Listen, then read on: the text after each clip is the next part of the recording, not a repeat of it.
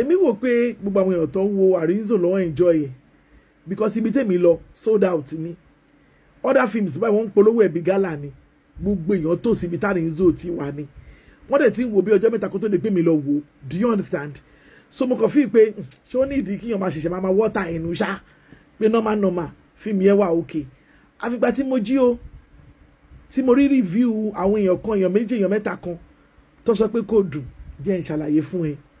fún wọn tó bá tí lọ wò má bọ̀bọ̀ jáwúra o jẹ́ n ṣàlàyé fún ẹ ẹnu mi ló bá ti gbóòótọ́ ọ̀rọ̀ o sórí nǹkan kan máa ń ṣẹlẹ̀ ní sinimá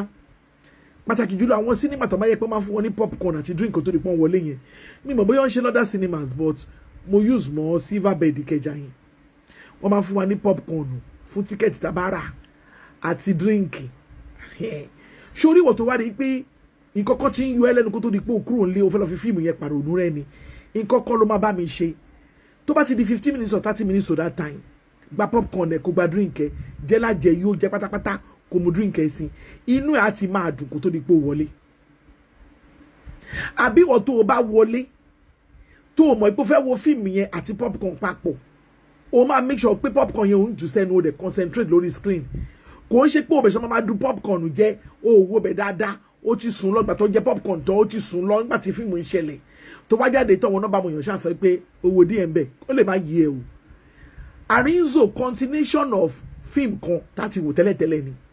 lóòótọ́ nínú fíìmù yẹn wọ́n ṣàlàyé ẹ̀ ibi tó ti ń ṣàlàyé yẹn bóyá bẹ́ẹ̀ ni kò yí ẹ o láti ṣọpọlọ ẹ sílẹ̀ láti jẹ́ kó yí ẹ ní má bínú fẹ́yìn tó bá fẹ́ lọ wò kó ba lè dùn mọ́ yín ni mo ṣe ń sọ o fẹ́yìn tó bá ti wò tẹ́ ní kò dùn ibi tẹ́ ẹ gbà wó ni mi ò lè sọ o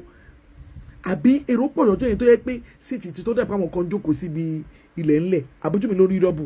ó pọ̀ sí mi kò má lè enjoy it from that angle Arinzo top notch ni continuation film ni but ó actually make sense dada jẹ́ kí mi wá sọ fún ẹ rírí ayé tèmi kọ́ níbi àtọ̀gbọ́n jẹ́ ń já ẹ sí nǹkankan tó bá jọ́lọ́mọge tó bá ń dàgbà tó bá believe I can do anything mo lè join ẹgbẹ́kẹ́gbẹ́ mo ní àwọn nǹkan kan tí mo lè ṣe tí mo lè mú jẹ nínú ayé àbọ̀ abá ni o máa bá ọ̀pọ̀lọpọ̀ àwọn èèyàn tó máa fẹ́ pé let me behave like wèrè let me join anything while I'm growing up let me do anyhow kì í ṣàlè fi jẹ́ ènìyàn tó bá ti yá tó bá ti sú mi I can actually turn a new leaf kí n bẹ̀rẹ̀ new life mi new life ẹ inú new life yẹn láyé tí máa wá bá ẹ the only thing tó lè ṣe fún mi ni pé tó bá ti fẹ́ bẹ̀rẹ̀ new life ẹ lọ sí Sambisa forest lọ sọ́nà tó jìn bí desert táwọn èèyàn kankan ò ní rí ẹ kò ń ṣe irú ẹ ló máa sọ pé o ti dó gbogbo ayé tán o ti jalè o ti bà tèèyàn jẹ́ o ti pààyàn o ti bà tèèyàn jẹ́ nemesis máa catch up mọ́ ẹ lókè àgbà tó máa gùn yẹn kì í ṣe irú ẹ lọ́ máa bá wípé bóyá wà lọ fẹ́ babaláyé kan tó jẹ́ pé wà lórí social media ó wà ní wọ́n fẹ́ gbé sípò presidency kan even councillor àbí chairman ládùúgbò àbí kò fẹ́ lọ sọ pé o ti jayé kan nínú ayé ó wá sórí social media ó wá ń ṣe fúlẹ́ńgẹ́ ó ń ṣe bí èèyàn àwọn kan wà tó máa díìgì ẹ tó máa tó àṣírí ẹ tó máa jẹ́ káyé mọ̀ ń pa ẹ tí gbogbo nǹkan tó ti ṣe sẹ́yìn tó máa wá bá ẹ níbi tó wà mo ní ìjà èsì tán ni o lóòótọ́ ló jẹ́ pé cruise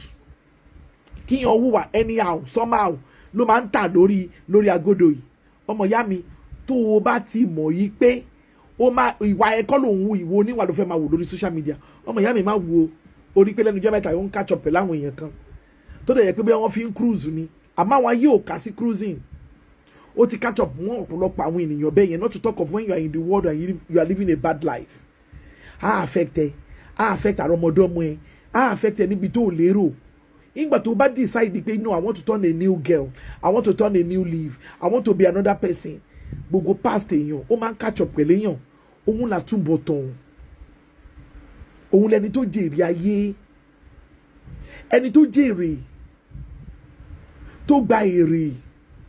tàbí àtúbọ̀tán ẹ̀ ò yẹ lẹ́sẹ̀ lẹ̀ òun lẹni tó fi èrò sí ní ìgbà tó bẹ̀rẹ̀ nínú ayé ẹ̀ káyé má bàa ta Arinzo tán pa tó dìde ayé ẹ̀ padà làbà ni ayé ẹ̀gbọ́n aládàgọ́ kò bá tún kó bá ọmọ ẹ̀ ọkọ̀ fẹ́ ṣe fíìmù yẹn dáadáa ó jẹ́ káyé yẹn kó bá ọmọ yẹn ó jẹ́ kí life tí yẹ ti live tí o choose dáadáa kó bá ọmọ yẹn.